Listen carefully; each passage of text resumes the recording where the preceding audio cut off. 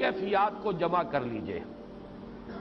پہلی کیفیت وہ یہ احساس کہ میرے رب نے کہیں مجھے چھوڑ تو نہیں دیا، یہ تشویش، یہ اضطراب کہ عشقست و ہزار بدگمانی۔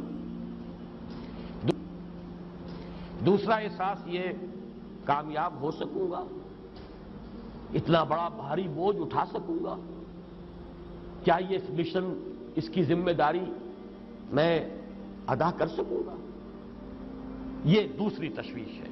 اور اس میں ہمت کا کچھ جواب دے جانا، جیسے کہ نیورستینیا کا لفظ میں نے استعمال کیا۔ ان دونوں کیفیات کو جمع کیجئے تو اب صوفیاء کی ایک اصطلاح کے حوالے سے بات سمجھ میں آئے گی۔ قبض کی کیفیت، شدید قبض کی کیفیت تھی محمد الرسول اللہ صلی اللہ علیہ وسلم پر، جس میں کہ یہ سورہ مبارکہ نازل ہوئی ہے آپ کی دلجوئی اور تسلی کے لیے۔ اس کے لیے ذرا تھوڑی سی وضاحت مجھے کرنی پڑے گی۔ دیکھیے، انسانوں کی اکثریت تو ان پر مشتمل ہے جو بے حس ہوتے ہیں اور غبی ہوتے ہیں، جو ہو جائے ڈھیٹ انسان، کسی چیز کی کوئی خاص، بس اپنی فکر ہے، اپنے بطن اور فرج کے تقاضے ہیں، مال جمع کرنا ہے، اس سے آگے کوئی اور فکر نہیں، کوئی سوچ نہیں، کوئی احساسات نہیں۔ کسی کے دل پر کیا بیت رہی ہے ہمیں کیا، وہ جانے۔ کوئی بھوکا ہے ہمیں کیا۔ ایک وہ کیفیت ہے کہ قافلے کو دیکھ کر آئے قبیلے کو، اور حضور صلی اللہ علیہ وسلم کی کیفیت وہ ہو گئی جس میں کہ حضرت خدیجہ رضی اللہ تعالی عنہا نے وہ قدم اٹھایا۔ ایک یہ کہ ہوا کرے، ہم کسی کے ذمہ دار تو نہیں، لا ابالی، جیسے آ چکا ہے پچھلی صورت میں، من بخل واستغنی، استغنا۔ ان لوگوں کو چھوڑ دیجئے تو ایک اقلیت انسانوں کی ایسی ہوتی ہے جن کے لیے میں دو لفظ اب استعمال کر رہا ہوں، ذہین اور حساس۔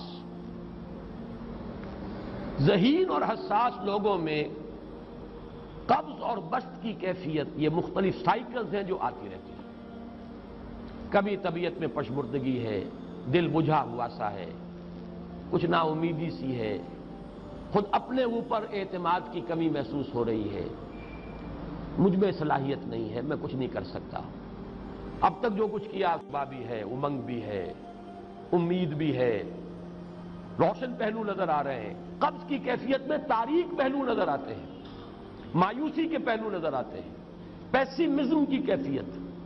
اور یہ جو بسط کی کیفیت ہے اس میں روشن پہلو، دیکھو یہ بھی تو ہے نا، آخر یہ بھی تو ہوا ہے، اور بھی ہو سکتا ہے، آخر اب تک میں نے یہ کام بھی تو کر لیا، آگے بھی مشکل آسان ہو سکتی ہے۔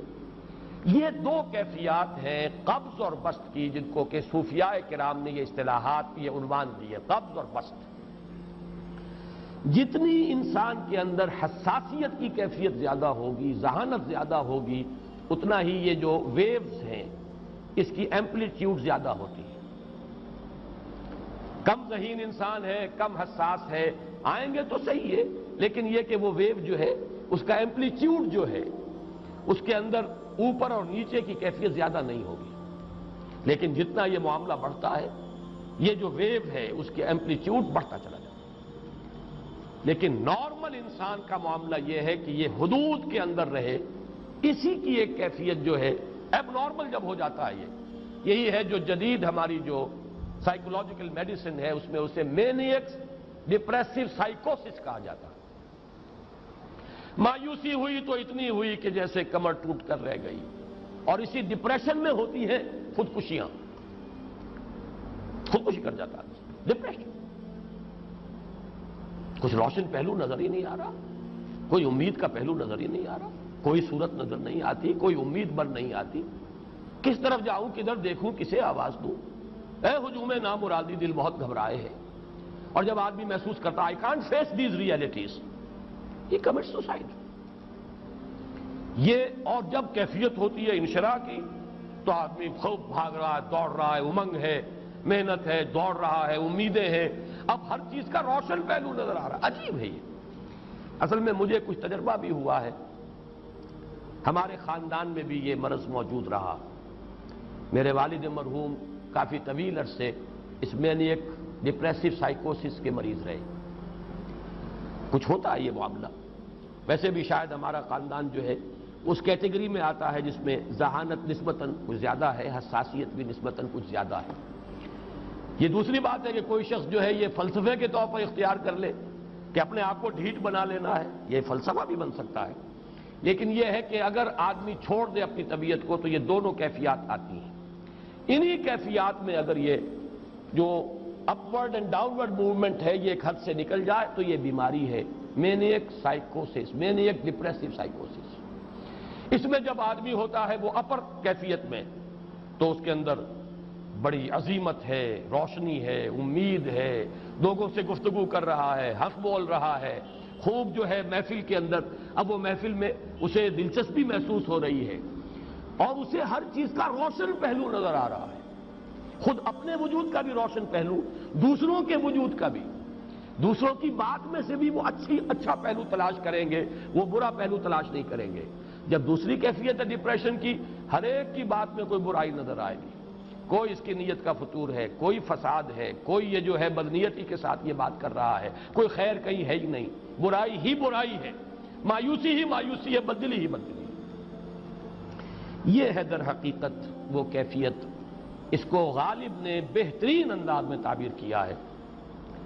ذہین اور حساس انسانوں میں ان کی جو ترقی ہے وہ انہی مراحل سے ہو کر گزرتی ہے، اور ہر ڈپریشن کے بعد، ڈپریشن میں اس سینس میں استعمال نہیں کر رہا یعنی بیماری کی حد تک پہنچنے والی ڈپریشن نہیں، صرف قبض کی حد تک پہنچنے والا معاملہ۔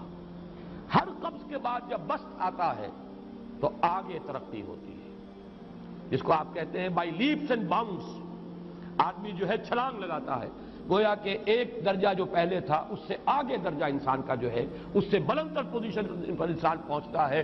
ہر قبض کے بعد جو نیا بست آتا ہے وہ ایک نئی کیفیت، نئی شان، نئی بلندی، نئی رفعت لے کر آتا ہے۔ اس کو غالب نے تعبیر کیا ہے بہت خوبصورت انداز ہے، رکتی ہے میری طبع تو ہوتی ہے رواں اور، یعنی شاعر بھی کبھی ایسا وقت آتا ہے شعر جو ہے اس پر نازل ہی نہیں ہو رہا، شعر نہیں کہہ پا رہا، طبیعت میں رکاوٹ سی ہے، بندش سی ہو گئی ہے، کوئی کلام موضوع ہو ہی نہیں رہا، لیکن پھر جب یہ کیفیت جو ہے بدلتی ہے اور جب پھر بست کی کیفیت آتی ہے، رکتی ہے میری طبع تو ہوتی ہے رواں اور، پھر اس کے اندر ایک جولانی نئی، ایک کیفیت جو ہے انشراح کی، وہ ایک بالکل نئی کیفیت، نئی شان کے ساتھ۔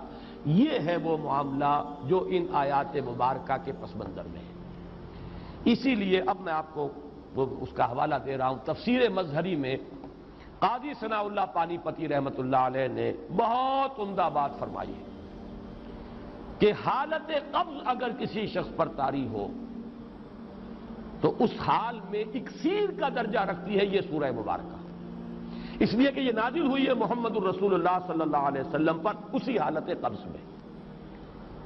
وَالضُّحَىٰ وَاللَّيْلِ إِذَا سَجَىٰ مَا وَدَّعَكَ رَبُّكَ وَمَا قَلَىٰ وَلَلْآخِرَةُ خَيْرٌ لَكَ مِنَ الْأُولَىٰ وَلَسَوْفَ يُعْطِيكَ رَبُّكَ فَتَرْضَىٰ أَلَمْ يَجِدْكَ يَتِيمًا فَآوَىٰ وَوَجَدَكَ ضَالًّا فَهَدَىٰ وَوَجَدَكَ عَائِلًا